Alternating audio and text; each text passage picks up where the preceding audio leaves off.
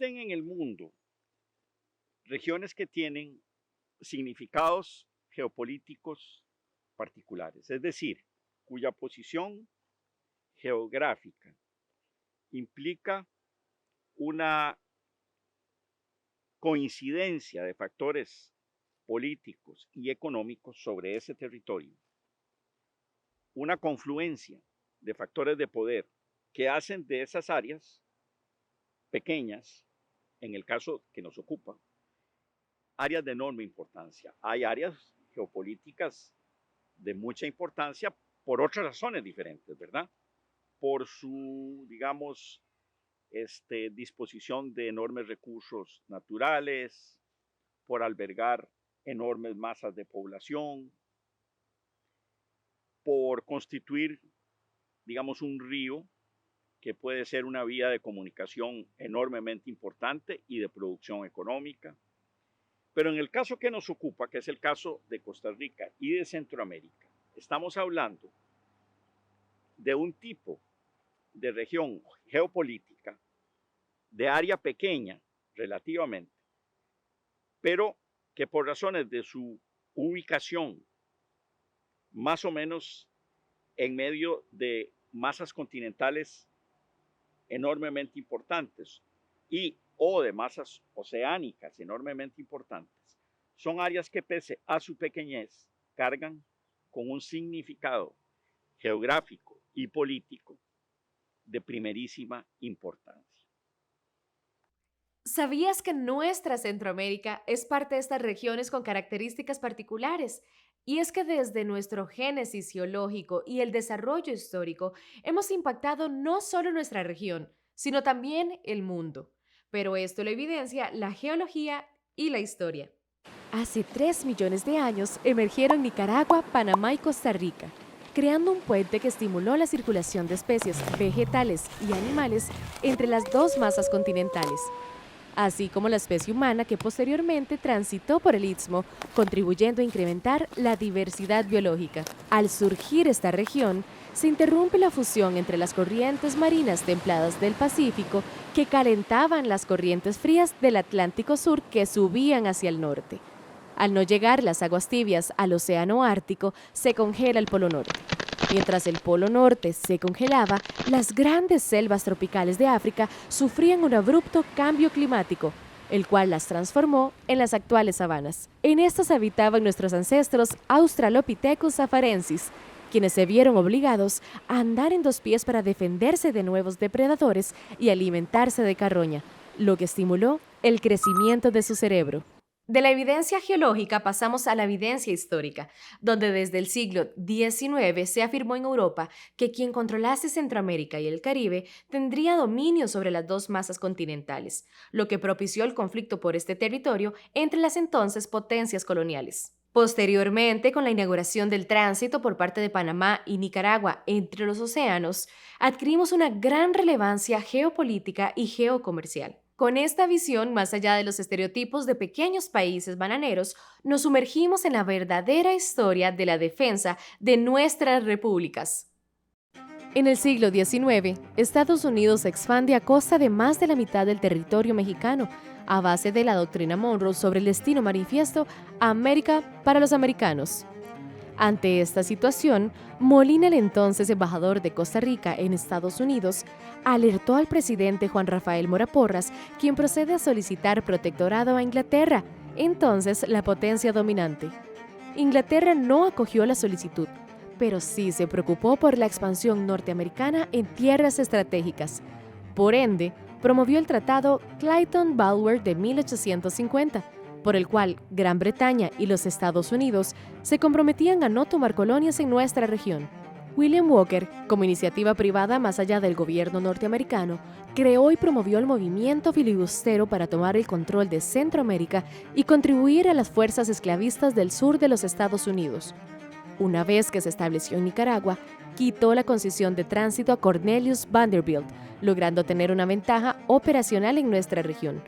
Con el control de Nicaragua, como segunda fase pretendía tomar Costa Rica, ya que esta vía terrestre era muy estratégica para sus operaciones. Esta era la primera etapa para lograr el control geopolítico de las 5 repúblicas y lograr el aseguramiento geoestratégico de su política. A pesar de la debilidad militar y política de las naciones centroamericanas, los factores geoestratégicos movilizaron a Gran Bretaña para vender a Costa Rica armas modernas de última generación y probadas en 1855 en la Guerra de Crimea.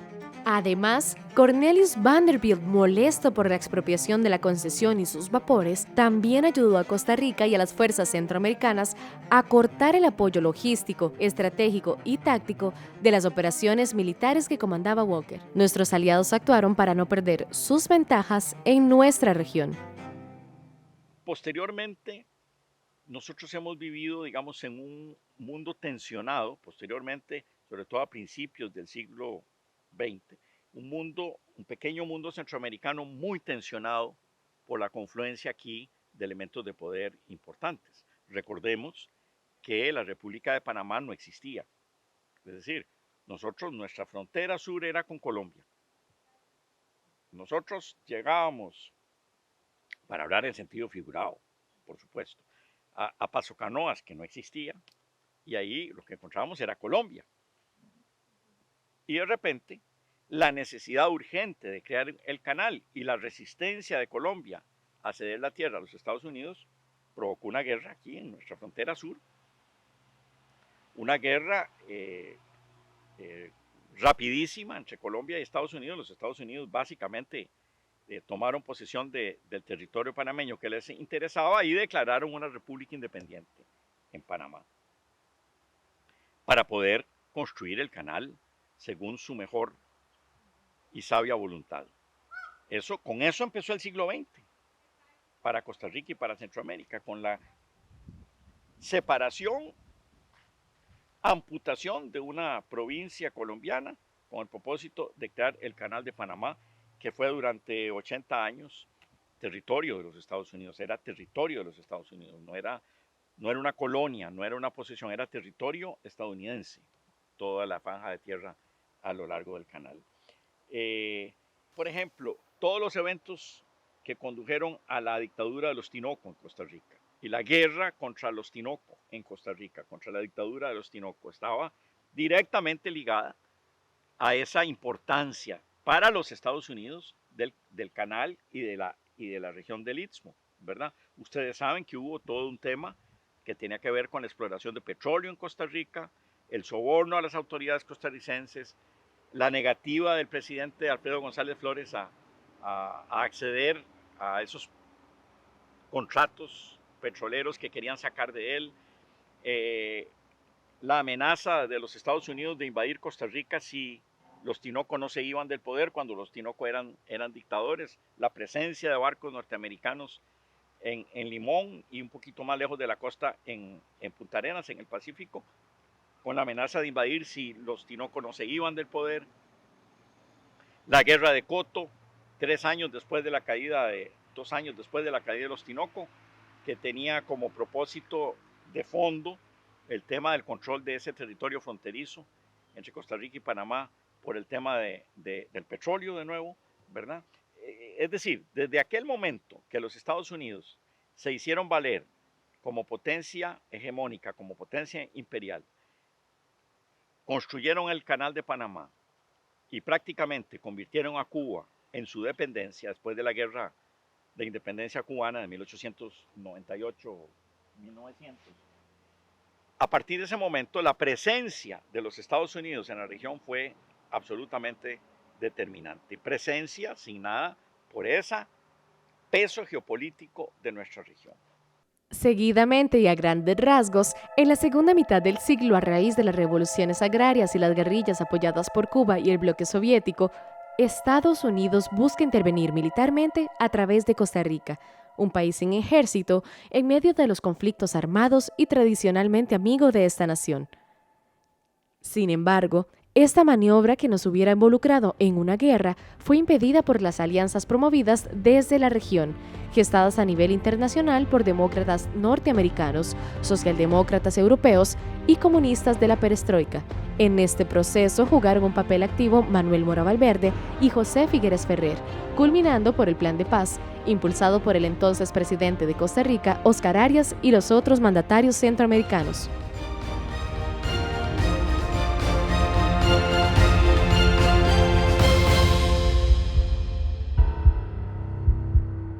En la actualidad, hay nuevas correlaciones internacionales, el surgimiento de nuevos motores económicos en Asia, el interés de China de reactivar la ruta de la seda en nuestra región y una tercera, pero más preocupante, que es el posicionamiento del narcotráfico en nuestra Centroamérica. Entonces, ¿qué vamos a hacer?